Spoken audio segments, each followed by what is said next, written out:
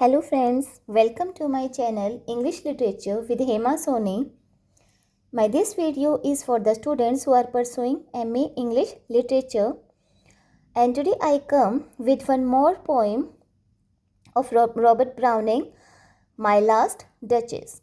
So before this I have already completed one, that is Rabbi Ben Ezra, and today this is My Last Duchess. I will discuss it, and before this, here are some lines about Robert Browning. In any of the questions, in any of the notes that is about the poem of Robert Browning, you can mention these lines about Robert Browning before starting the answer. So let's start. Robert Browning is a vital, energizing force in English literature. He inspires readers of all ages with an impulse of courage and endeavor. Endeavor means उनके जो efforts थे, उनकी जो courage थी, तो इस चीज़ से इन्होंने अपने readers को inspire हमेशा किया है. Landor spoke of him as a great poet. Browning was a highly original genius right from the beginning. Whether in his manner and in his versification or his choice of subjects and in his treatment of theme, he was quite different from the other parts of the day. तो Robert browning जो है उस time एक अलग ही उनकी जो identification थी, क्योंकि जो वो अपने पोइम्स लिखते थे वो उसमें एक तरह से जीनियस थे, और जो उनकी मैनर था, वर्सिफिकेशन था, ट्रीटमेंट थे थीम के साथ, तो इन सभी चीज़ों को लेके जो है वो एक डिफरेंट लेकिन बहुत ही वैल्यूएबल एक जो रोल वो रखते थे. My last duchess is one of the browning study of renaissance having long lived in Italy. Renaissance जो इटाली में बहुत लंबे टाइम तक था, तो उसी टाइम पे ये माई लास्ट डचेस लिखी गई हैं. तो ये उसी टाइम की स्टडी है actually. It was first published in the volume of poems called dramatic lyrics इन 1842. तो ये इस ड्रामेटिक लिरिक्स में, इस वॉल्यूम में ये पब्लिश हुई हैं. It was first published in the volume of poems called dramatic lyrics in 1842. It was republished in the Dramatic Romance of 1863. तो 2 टाइम पब्लिश्ड हुई थी. It is a dramatic monologue and Phillips regards it as one of the finest dramatic monologues. तो Philips का ये views हैं कि एक finest dramatic monologue है, not only of Browning but in the whole range of English literature. Browning possessed a vast knowledge of the social, artistic, cultural life of the Italy of the Renaissance. The poem shows a 16th century Italian duke. तो इसमें क्या है, एक 16th century का Italian Duke है, the Duke of Ferrara, an important study of Italy, important city and important city of Italy. तो ये Italy के एक इम्पोर्टेंट सिटी के ड्यूक थे जिनका नाम था duke of Ferrara. The duke is talking to the envoy of a count whose daughter is he wishes to marry. तो जो ड्यूक है उसके सामने कौन बैठता है, एनवॉय बैठता है, जो कि काउंट का वो दूध होता है, वो इसके सामने एक मैरिज प्रपोजल लेके आता है. The duke is widower and he shows the portrait of his last duchess to the envoy, commenting upon the sort of mind and temperament she had, and at the same time revealing his own tyrannical, greedy and jealous nature. तो जब वो envoy आता है marriage proposal लेके अपने count की daughter का, तो जो ड्यूक है वो, जो कि एक टायरोनिकल पर्सन है, एक ग्रीडी, एक जेलस नेचर का पर्सन है, तो वो उसको एक पोर्ट्रेट दिखाता है अपनी वाइफ का, अपने पहले वाली डचेस का एक पोर्ट्रेट दिखाता है, उसके बारे में बताता है कि कैसी थी, और उसके साथ साथ वो अपने जो उसका खुद का जो नेचर है वो भी वो रिवील करने लगता है. The Duke takes the envoy round his picture gallery and shows to him the portrait of his last duchess. The Duke, who is a great lover of fine arts, is justly proud of it. जो Duke है, भले ही उसमें बहुत बुराइयां हैं, लेकिन वो एक लवर ऑफ आर्ट्स है. The Duke says that, और वो एक लवर ऑफ आर्ट है और उसे अपने इस पे गर्व है. The duke says that it is a portrait painted by Fra Pandolf. It is, ये MCQ में question, this is very important in MCQs, that who made that portrait, Fra Pandolf. It is so skilfully painted that the duchess seems to be alive. As the envoy examines the portrait, a questioning expression comes on his face. जो portrait है फ्रा पेंडोल्फ ने जो बनाया था, इतना live portrait है, ऐसे लगता है कि एक्चुअल में डचेस जो है वहाँ पे बैठी है. और जो भी उस पोर्ट्रेट को देखते थे उनके दिमाग में एक क्वेश्चनिंग एक्सप्रेशन जो उनके फेस पर आ जाया करता था. The duke understands what his visitor wants to know, because on several occasions in the past strangers who were shown the portrait wore a similar questioning expression.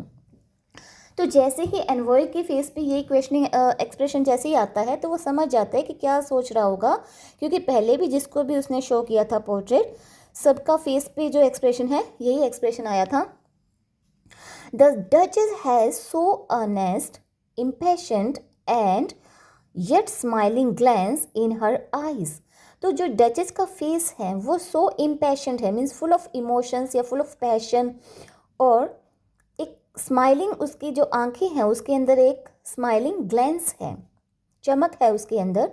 The envoy like previous visitors wants to know how that look came into the eyes of the duchess when she has been painted. तो सभी जानना चाहते हैं कि इतनी जो shining उसकी आंखों में है, जो स्माइल की शाइनिंग जो है वो कैसे आई होगी. The duke then explains the cause of that look in the eyes of the duchess and that blush of joy in her cheek. तो अभी ये एक्सप्लेन करेगा कि ये चीज़ें, मतलब उसके फेस पे ये जो ब्लश है या जो आंखों में चमक है क्यों है. The impassioned look and joyous blush were perhaps due to some compliments that the painter might have paid to her. शायद कोई कॉम्प्लीमेंट्स पेंटर ने उसे दिए होंगे जिससे ये आ गया होगा ये ब्लश उसके चीक्स पर. Perhaps the painter said that it was impossible to depict the Duchess' charm and loveliness in the portrait, and she felt delighted with his ordinary remark. Because she had a heart that was too easily made glad. तो कहते हैं कि शायद उस painter ने थोड़ी press कर दी होगी कि कैसे तुम्हारी ब्यूटी को इस पोर्ट्रेट में मैं शो करूं, और इससे वो थोड़ा खुश हुई होगी, और क्योंकि वो तो छोटी छोटी बातों पे खुश हो जाती हैं, तो इसी वजह से शायद ये हुआ होगा. He says that the Duchess had very foolish and childish nature. कहते हैं कि डचेस का तो बहुत ही फुलिश और चाइल्डिश नेचर है. She sent an interested look in every direction. Everything pleased her. A costly gift from the duke, the sunset, the cherries that some silly admirers offered to her, the white mule आएगा यहाँ पे, MULE, the white mule that she rode, all these give her equal pleasure. तो कहते हैं कि हर चीज़ से वो खुश हो जाती हैं, चाहे कुछ भी हो, चाहे ड्यूक उसे कोई गिफ्ट दे, बहुत ही प्रीशियस अगर गिफ्ट ड्यूक देता है तो उस टाइम की खुशी, द सनसेट की खुशी, चेरिस अगर उसे कोई चेरिस दे तो भी, उसे जो भी कोई गिफ्ट देता है, चाहे वो छोटा गिफ्ट है, बड़ा गिफ्ट है, चाहे ड्यूक ने उसे गिफ्ट दिया हो, लेकिन उसकी जो स्माइल है, जो उसका जो नेचर है सबको स्माइल करने का, वो इक्वल रहता है, सेम रहता है. जब वो white mule that she road means जब वो वाइट म्यूल पे राइडिंग करती है, मतलब ये सारी चीज़ें उसे प्लेजर देती हैं, इक्वली प्लेजर देती हैं. She thanked people without any discrimination and that and she thanked them in a way that showed that she held their ordinary gifts on par with the Duke's gifts of a 900 years old name. तो ऐसे लगता है कि एक तो ordinary gifts होते हैं, एक ड्यूक का गिफ्ट जो है, ड्यूक जो कि 900 ईयर्स ओल्ड नेम जिसका है, तो उसका जो गिफ्ट है वो इक्वली इम्पोर्टेंस रखता है डचेस के लिए. The Duke goes on to say that all this was very displeasing to him. As for correcting her by advice, he thought it below his dignity to do so. तो वो सोचता था कि मैं इसे समझाऊं अगर कि उसे थोड़ा डिस्क्रिमिनेशन रखना चाहिए, सबके साथ इक्वली बिहेव नहीं करना चाहिए, तो ये उसकी डिग्निटी के खिलाफ हो जाएगा, उसकी डिग्निटी इससे कम हो जाएगी.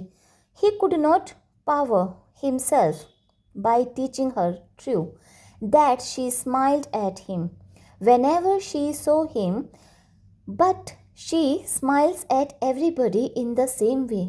जब वो ड्यूक को देखती थी स्माइल पास करती थी, लेकिन इतना नहीं था, वो सबको देख के इक्वली स्माइल पास करती थी. He could not tolerate this any longer, so he became harsh and gave commands. Then all smiles stopped together. ये कोटेशन लाइन है. In other words, she died or was murdered at the order of her cruel husband. तो वो order देता है और उसी order के साथ उसकी स्माइल हमेशा के लिए बंद हो जाती है. The speaker then asked his guest to rise as they must now go downstairs to meet other visitors.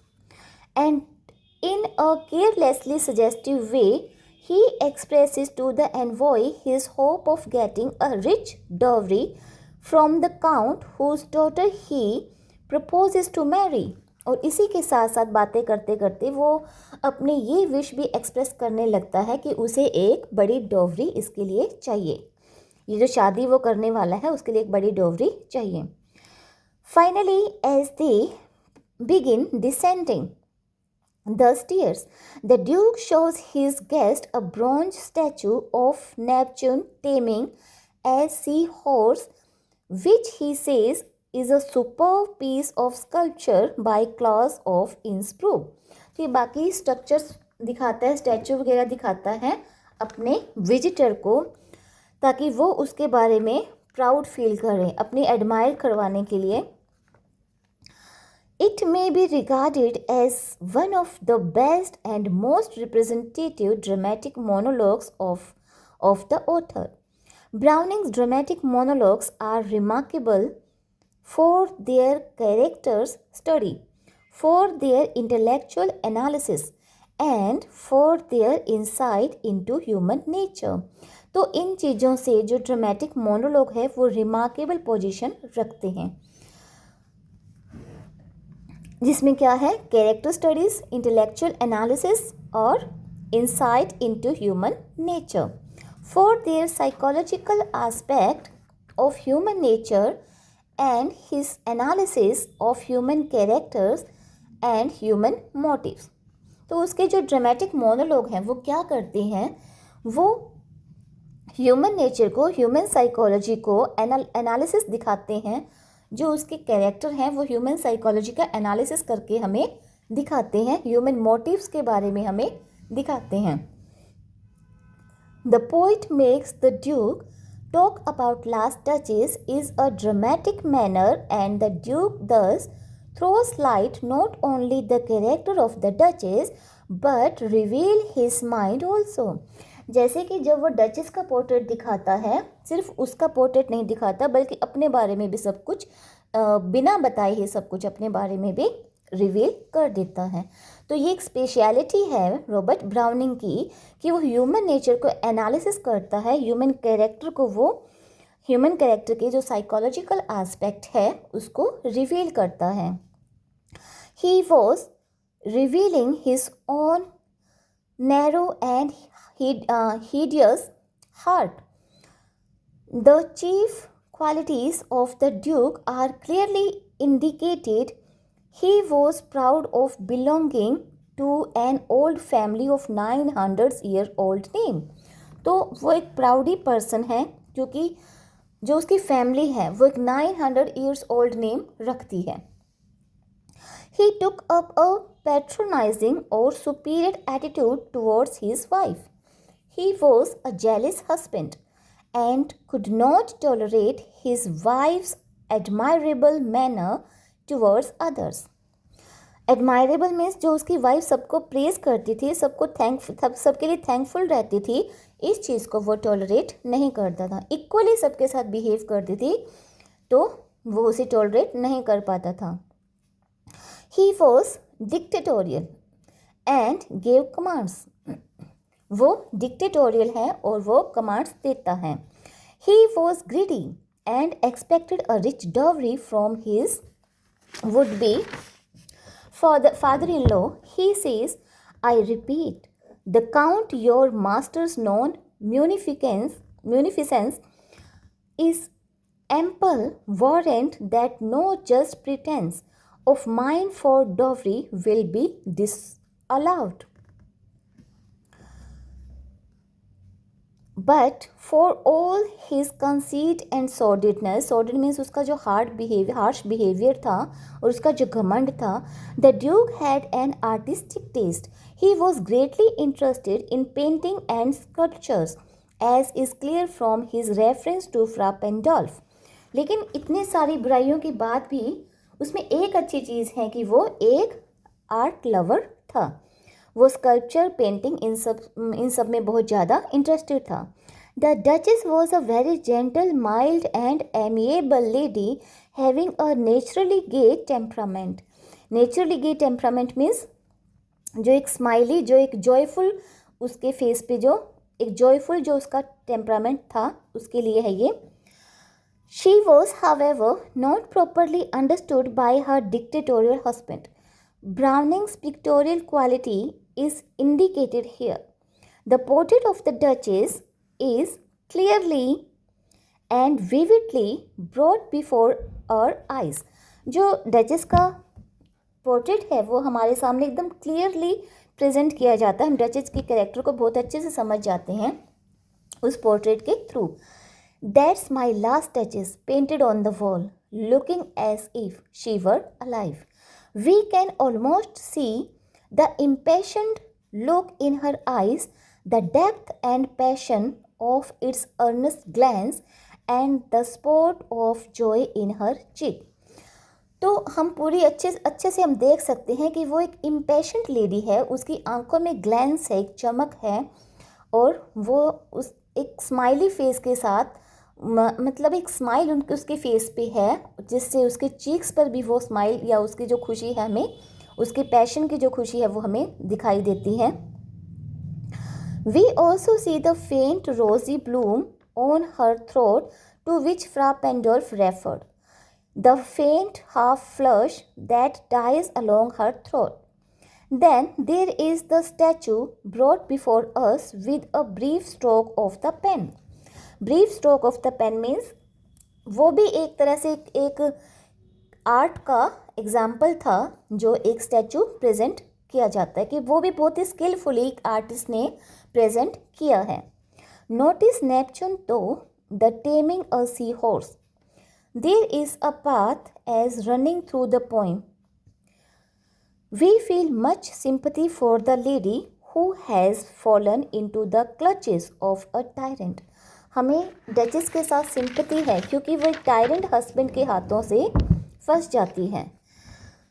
This grew I gave commands then all smile stopped together. The dictatorial brutal husband extinguished with his stiffness all the pleasures and joy of his good-natured wife and killed her. तो इस तरह से dictatorial husband जो है अपनी wife के pleasure जो है एकदम से ख़त्म कर देता है, उसके प्लेजर, उसके जॉय को, किस तरह से, killing her. The poem does not suffer from the chronic faults of browning style. जो पोइम है वो ब्राउनिंग के इस क्रॉनिक फॉल्ट से सफ़र नहीं करती. क्रॉनिक फॉल्ट्स में जो कई लंबे टाइम से जो फॉल्ट किया जा रहा हो. ओमिशन ऑफ, और वो जो फॉल्ट्स हैं वो कैसे हैं? Omission of words startling and unusual double rhymes, uncommon allusions, etc. तो ये सारी चीज़ें जो है ये फॉल्स इस ब्राउनिंग की इस पोइम में नहीं है. But Browning's use of parentheses is clearly seen here. The use of brackets and dashes renders the construction of sentences difficult to comprehension by the unhabitual reader from the point of view of style. This poem deserves high praise for its condensation. Browning की इस poem में ये सारे flaws तो नहीं हैं, लेकिन parenthesis है जिसमें क्या है, ब्रैकेट्स है, डैशेस है. तो इन चीज़ों की वजह से एक जो अनहैबिचुअल रीडर है उसके लिए इसको समझना थोड़ा सा डिफ़िकल्ट हो जाता है. लेकिन इस पोइम का जो कंडेंसेशन है, जो समरी है, वो प्रेज़ के लायक है. मतलब इतने अच्छे से ये समराइज है कि everyone praise it. It is a poem of only 56 lines, but these 56 lines are packed with matter and loaded with meaning. हालांकि ये पोइम जो है it is only of 56 lines, लेकिन ये मैटर और ये मीनिंग से एकदम लोडेड है. As one critic says, a 3-volume novel could be written on the basis of this poem. ये जो पोइम जो है वो फिर सिर्फ 56 लाइंस की है, लेकिन इसमें जो मैटर है, इसका जो मीनिंग है लाइंस का, वो इतना लाउड है कि क्रिटिक कहते हैं कि इस पर तो एक 3-वॉल्यूम नॉवेल लिखी जा सकती है. इस पोइम पर एक 3-वॉल्यूम नॉवेल को भी लिखा जा सकता है. So this is completed, and if you like this then press the button like and subscribe, and you should put comments also. Thank you.